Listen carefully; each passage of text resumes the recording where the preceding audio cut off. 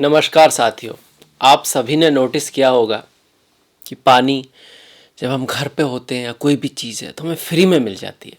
वही चीज़ अगर आप थोड़ा नुक्कड़ तक जाएं तो हो सकता है कि भाई 10 रुपये में मिल जाए, और वही चीज़ अगर आप शॉपिंग मॉल में जाओगे तो 100 रुपये में मिलेगी। एयरपोर्ट पे पहुंच जाओगे तो 500 में मिल सकती है, और किसी लग्जरी होटल में पहुंच जाओ तो 5,000, 10,000, 20,000, 50,000 भी पहुंच सकती है। क्योंकि चीज़ की कीमत उसकी कीमत से नहीं है, उसकी जगह से है। कहाँ मिल रही है, वहाँ के आसपास क्या है, सोसाइटी कैसी है उस जगह पर, उस जगह की क्या कीमत है। ठीक उसी तरह ज़्यादातर मेहनती लोग इस वजह से कामयाब नहीं है क्योंकि वो अपनी जगह नहीं है, वो गलत जगह मेहनत कर रहे हैं। वो मेहनत तो कर रहे हैं, वो बुद्धिमान भी हैं, पर वो गलत जगह मेहनत कर रहे हैं।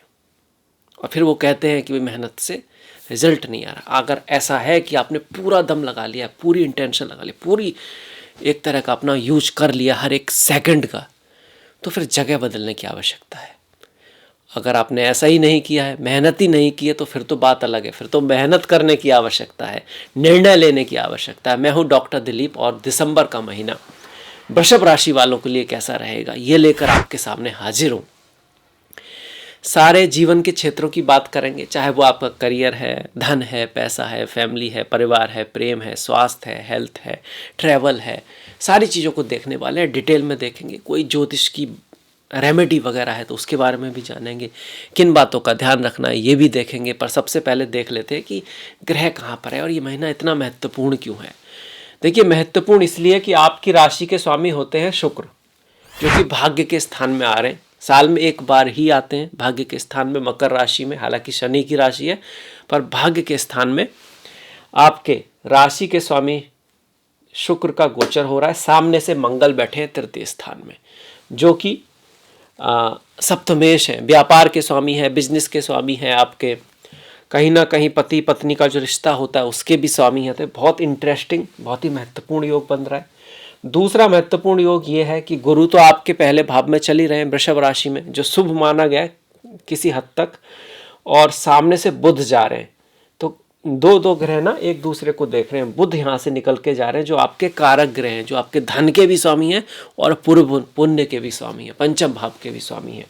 सप्तम भाव में राहु आप जानते हैं एकादश में चल रहे हैं, शुभ गोचर है उनका।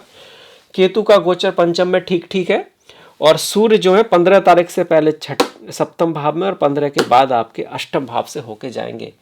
तो ये रहेगा गोचर। शनि का तो सब जानते ही हैं कि दशम में चल रहे हैं शनि महाराज। चलिए अब बात करते हैं रिजल्ट की, कि भाई इसका जो है ना रिजल्ट हमारा क्या आएगा। हमारी राशि के स्वामी मतलब वृषभ राशि की बात कर रहे हैं तो शुक्र नवम में जा रहे हैं, जिसके लिए शास्त्रों में लिखा गया कि सुखों की प्राप्ति होगी, धन की प्राप्ति होगी, और लाइफ में कंफर्ट आएगा, चीज़ों में आसानी रहेगी, जो हम कर रहे हैं उसके होने की पॉसिबिलिटी बन जाएगी। तो सबसे पहले तो यही होगा कि भाई हम कुछ कर रहे होंगे तो उसकी पॉसिबिलिटी मिलेगी। ऐसा नहीं कि अपने आप कोई चीज़ आने वाली है, पर हाँ शुक्र ये कह रहे हैं कि अगर आप कुछ प्रयास कर रहे हो तो उसमें आपकी थोड़ी हेल्प हो सकती है, और खासकर फीमेल्स के थ्रू। माता हैं, आपको भोजन दे सकती हैं, हेल्प कर सकती हैं, वो भी आपकी हेल्प कर रही हैं। जिसके पास खाना नहीं है उससे पूछिए कि भैया खाना समय पे अगर आपको मिल रहा है तो कितने आप लकी हो, आपको उसका अंदाज़ा होना चाहिए। बहन है, आपको कहीं हेल्प कर सकती हैं। आप जहाँ काम कर रहे हो कोई कलीग आपकी हेल्प कर सकती है। आप कहीं इंटरव्यू देने जा रहे हो तो फीमेल जो इंटरव्यू अगर कोई ले रही है तो हो सकता है वो आपका थोड़ा फेवर कर जाए। इस चीज़ को दिखा रहा है शुक्र का यहाँ बैठना। इसमें यह भी ध्यान रखना है कि हमको साफ़ सफाई का ध्यान रखना है, फीमेल के प्रति रेस्पेक्ट रखनी है, अच्छी स्मेल का यूज़ करना है, चीज़ों को ऑर्डर से रखना है, जो चीज़ जहाँ होनी चाहिए इस तरह से, तो आपका शुक्र बेहतर तरीके से काम करेगा। ये भी हमें ध्यान रखना है। अगर हम शुक्र की एनर्जी को नेगेटिवली यूज कर रहे हैं, अपनी ड्रेस का ध्यान नहीं रखते हैं, हमको ऑर्डर का ध्यान नहीं है, हम अपने आप को ढंग से नहीं रखते हैं, तो शुक्र की एनर्जी उतनी अच्छी तरह आपकी हेल्प नहीं कर पाएगी। पर हाँ, शुक्र का गोचर पॉजिटिव हो रहा है, और इसके सामने जब ठीक मंगल आ रहे हैं तो ये कहीं ना कहीं आपका ये योग भी बना रहे हैं, आपको फीमेल्स के थ्रू लाभ भी होगा। और अगर आप सिंगल हैं, अगर आपकी लाइफ में कोई नहीं है तो आपकी लाइफ में कोई प्रेमी, प्रेमिका, दोस्त, फ्रेंड, गर्लफ्रेंड, बॉयफ्रेंड भी आ सकता है, क्योंकि सप्तम भाव का स्वामी है। तो सप्तमेश और राशिश का मिलन हो रहा है, एक दूसरे को देख रहे हैं, वो भी 3-9 एक्सिस में, भाग्य के एक्सिस में। कोई अच्छा व्यक्ति जो आपके लिए लकी हो वो आपकी लाइफ में आ सकता है, इस चीज़ को यहाँ दिखा रहा है। शुक्र और मंगल जब आमने सामने होते हैं तो आकर्षण बढ़ता है। आपने भी एक योग सुना होगा कि भैया शुक्र मंगल साथ में है तो ये व्यक्ति बहुत ज़्यादा कामुक होते हैं। तो वो तो जन्म पत्री में हो और उस पर गुरु की दृष्टि ना हो और वो भी कुछ राशियाँ वहाँ पर हो तब होता है, अदरवाइज ये सिर्फ आपका आकर्षण बढ़ाता है दूसरे जेंडर के प्रति, जो एक अच्छी बात है। साथ में ये आपके अंदर ऊर्जा, एनर्जी रखता है कुछ करने की। इसीलिए इस तरह के लोग ना एक्टिंग, डिजाइनिंग, क्रिएटिविटी, मॉडलिंग, ऐसा काम जहाँ बहुत ज़्यादा एनर्जी की आवश्यकता है, स्पोर्ट्स वगैरह में भी अच्छे हो सकते हैं अगर मंगल स्ट्रांग है तो। उस चीज़ के लिए भी एक बढ़िया योग बन रहा है। वैसे तृतीय भाव के मंगल को कहा गया है कि व्यक्ति को आप बहुत सारा, आप कहोगे कि हिम्मत देता है, चीज़ों में करने की हिम्मत देता है, सफलता दिलाता है, जय दिलाता है, विजयी बनाता है, धन प्राप्ति कराता है, आनंद देता है। तो मंगल का गोचर और शुक्र का गोचर हमारा अच्छा है। हम इसको ऐसे करके टिक कर सकते हैं कि भाई मंगल का गोचर, शुक्र का गोचर अच्छा है, इनकी दशा, महादशा, अंतरदशाएं चल रही हैं तो पॉसिबिलिटी है चीज़ें अच्छी हों, बस जन्म पत्री में भी अच्छा होना चाहिए, इतना तो शर्त है कि वहाँ खराब हुआ तो फिर गोचर ही क्या उखाड़ लेगा, है ना, सीधी सी बात है। पर राशि जन्म पत्री में अच्छा हुआ तो ये गोचर आपके पॉजिटिव हो गए। यहाँ से ये मंगल की दृष्टियाँ 1, 2, 3, 4 शत्रुओं को विनाश करेगी, रोग को नाश करेगी, रोग को कम करेगी, आपकी लाइफ में जो कंपटीशन वगैरह है उसमें आपको जीतने में सहायता करेगी। दसम भाव पे थोड़ा सा दृष्टि, जहाँ शनि भी बैठे हुए हैं, एफर्ट, मेहनत, हार्डवर्क, ऑब्स्टिकल रहेंगे थोड़ा बहुत, ऐसा नहीं है, क्योंकि मंगल तो वहाँ देख तो रहे हैं, वहाँ शनि भी बैठे हैं, शनि का प्रभाव है। कुछ लोग इसको कंटक शनि भी बोल देते हैं दसम भाव में, है ना, इसको कंटक शनि बोल देते हैं। कंटक मतलब कांटे, अब ऐसा नहीं वहाँ कांटे हैं, आप ये कहने का मतलब है कि कांटे की राह चलना थोड़ा सा मुश्किल होता है, मेहनत लगती है, दर्द भी होता है, तो कार्य के क्षेत्र में थोड़ा सा एफर्ट तो रहेगा। पर हाँ, ये आपको पहले की कंपैरिजन में 2 गोचर आपके बढ़िया हो गए। अब बात कर लेते हैं बुध के गोचर की। बुध का गोचर सप्तम भाव में कैसा होगा? बढ़िया होगा, अच्छा होगा, नहीं होगा? देखिए शॉर्ट में हमारे ऋषि लोग जो है ना शॉर्ट में लिखते हैं, तो बुध के लिए सप्तम भाव में लिखा है कि भाई थोड़ा सा कंपटीशन हमारी लाइफ में बढ़ सकता है, विरोध बढ़ सकता है, हमारा जो प्रतिद्वंदी है, हमारा जो मतलब जो सामने वाला है वो विरोध कर सकता है, उससे थोड़ा बहुत झगड़ा होने का चांस भी बनता है अगर हम दूरदृष्टि से काम नहीं लेंगे। अगर हम सिर्फ करंट सिचुएशन को देखेंगे तब ऐसा होगा। अगर हम अपना कम्युनिकेशन कर पाते हैं, उसको अपनी बातें समझा पाते हैं, अपना मैसेज दे पाते हैं, गुस्से में नहीं आते हैं, झगड़ा होने की वजह तक पहुंच पाते हैं, तो उस केस में फिर यहाँ पर इसको हम पॉजिटिव कंसिडर कर सकते हैं। पर अदरवाइज बुध का यहाँ पे गोचर बहुत बढ़िया नहीं है। कुछ और चीज़ें भी बता रहा है, पंचमेश सप्तम में आ रहा है, तो ये राजयोग हो गया। पढ़ाई लिखाई से आपको लाभ दे सकता है, एजुकेशन के लिए थोड़ा अच्छा रह सकता है, एजुकेशन में किया गया प्रयास, कम्युनिकेशन करने में किया गया प्रयास आपको रिजल्ट लेके आएगा।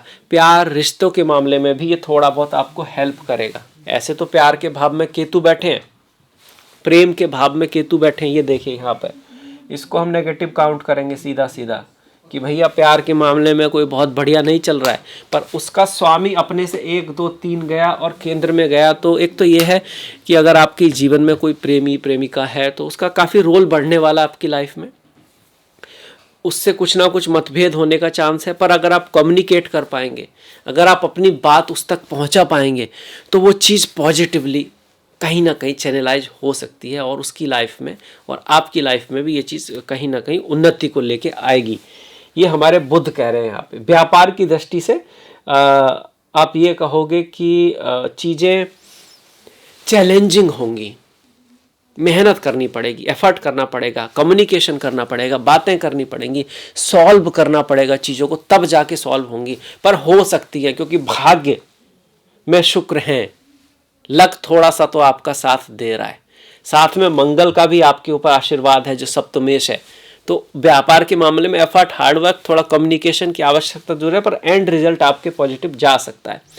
अगर आप कहीं बाहर जाना चाहते हैं, अगर आप ट्रैवल करना चाहते हैं उसके मामले में भी 12th का स्वामी मंगल तृतीय भाव में यात्राओं को दिखा रहा है, ट्रैवल को दिखा रहा है। छोटे भाई बहन या पड़ोसियों के ऊपर कुछ खर्च करना पड़ सकता है, इस चीज़ को भी दिखा रहा है। इसके बाद राहु एकादश में बैठे हैं, ये तो बढ़िया गोचर है। राहु जिसका एकादश में आता है तो कहा गया सब प्रकार के सुख, सर्व सुख मिलते हैं उसको। अब ऐसा नहीं कि सर्व सुख सभी को मिल रहे हैं, हमें भी पता, आपको भी पता है, पर राहु का गोचर अपने आप में शुभ है। यहाँ पर एकादश में बैठना सौभाग्य लिखा गया, सर्व सुख सौभाग्य, तो मतलब लक आपका थोड़ा बहुत फेवर करेगा। 11वें भाव में मीन राशि में राहु है तो यात्राएं, ट्रैवल आपके लिए अच्छा रहेगा। थोड़ा बहुत स्पिरिचुअलिटी, अध्यात्म, गुरु के रास्ते से चीज़ों को अचीव करने की आप कोशिश कर रहे हो तो ठीक, चीज़ें ठीक रहेंगी। राहु क्या है? राहु आपकी भूख है जो कभी शांत नहीं होती।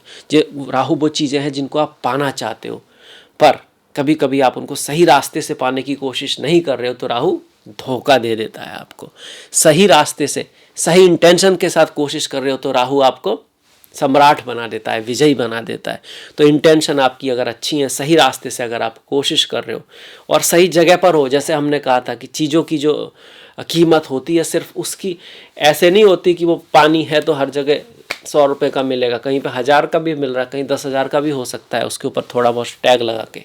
तो जगह से होती है, सही जगह अगर आप कोशिश कर रहे हो और सही तरीके से कर रहे हो तो राहु का गोचर 100% पॉजिटिव है। बड़े भाई बहनों से, सीनियर से, गुरुओं से, गवर्नमेंट से, अपने से जो बड़े हैं उनके सामने झुकना, उनसे अच्छे रिश्ते बना के रखना, ये योग्यता होती है। ये ऐसा नहीं होता, उसमें इज्जत खराब नहीं होती, उसमें इज्जत बढ़ती है। गुरु के सामने शिष्य झुकता है तो उसकी इज्जत बढ़ती है। अब इसके बाद आगे बढ़ जाते हैं। गुरु, माता पिता, बड़े लोग, सीनियर्स अपने से जो हैं तो उनके सामने, क्योंकि वहाँ से फिर सीखने को मिलता है, एक नॉलेज आती है आपके पास। नहीं तो वो व्यक्ति आपको देता ही नहीं है नॉलेज जो उसके पास है। इस चीज़ को समझिएगा। तो राहु का गोचर पॉजिटिव, केतु का गोचर अच्छा नहीं है।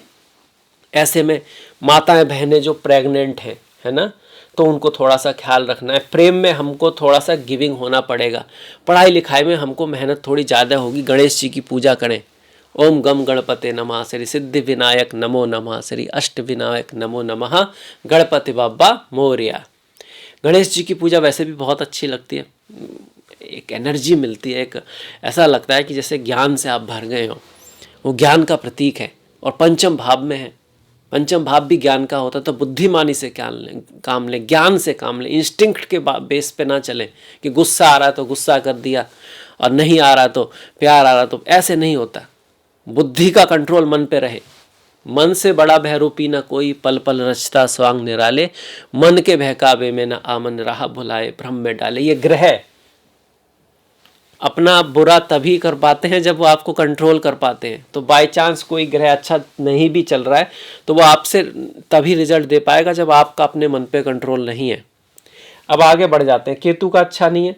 अब शनि का देख लेते हैं 10वें भाव में। देखिए शनि का 10वें भाव में अपनी राशि में गोचर क्या हमारे शास्त्रों में लिखा है, क्योंकि हम उसको इग्नोर नहीं कर सकते, है ना, अपने हिसाब से थोड़ी बना के कि भैया ये सही नहीं है, गलत है। और ये जो है शनि, अब 7.5 में भी कुछ लोग ऐसा बना रहे हैं, अब शनि आशीर्वाद देंगे, 7.5 नहीं वरदान होगी, ये सब हो रहा है।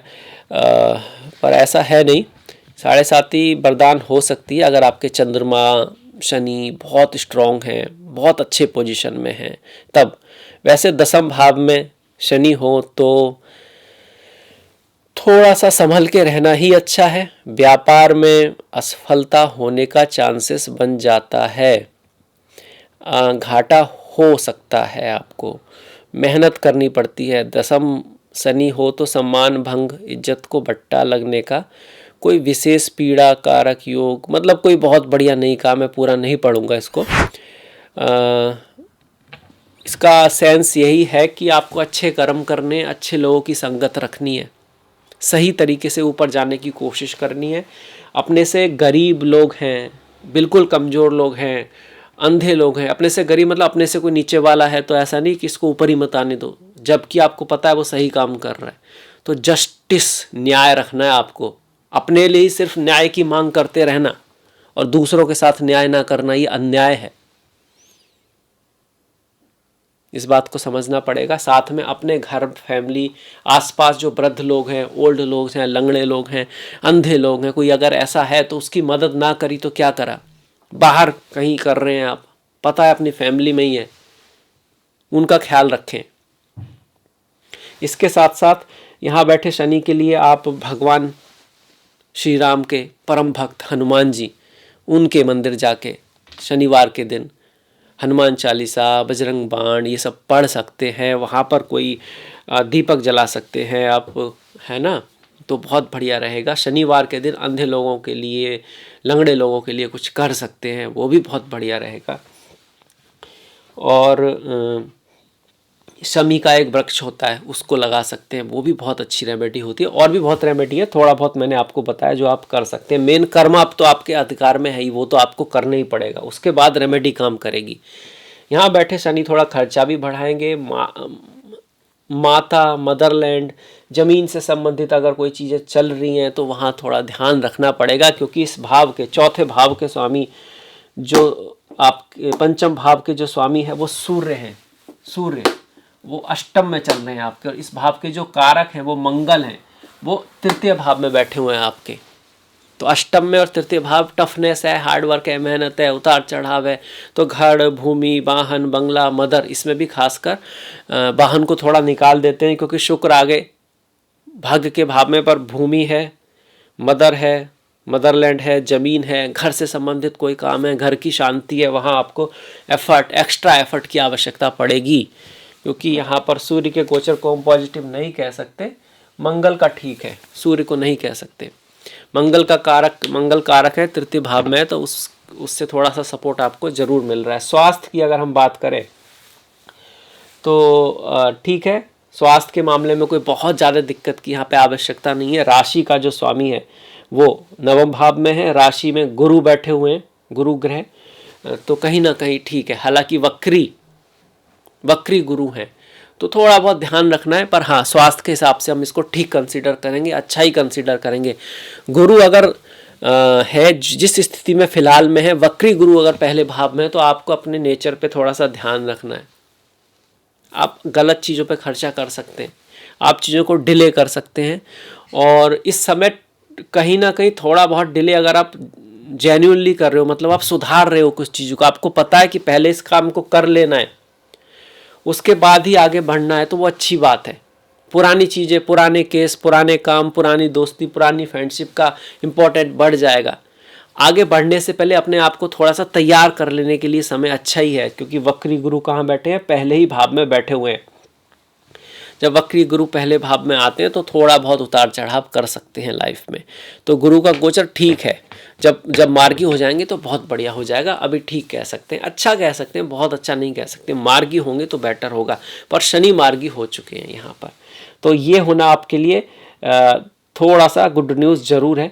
हालांकि शनि यहाँ पे आपको दिखा रहे हैं दसम भाव में, जैसा कि मैंने बताया बहुत ग्रेट नहीं है, पर उनका वक्री से मार्गी होना थोड़ी सी बेहतर सिचुएशन है। मार्गी मतलब जो आगे बढ़े, जो कहीं ना कहीं आगे चले, जो सही रास्ते से जा रहा हो। वक्री मतलब पीछे जा रहा हो।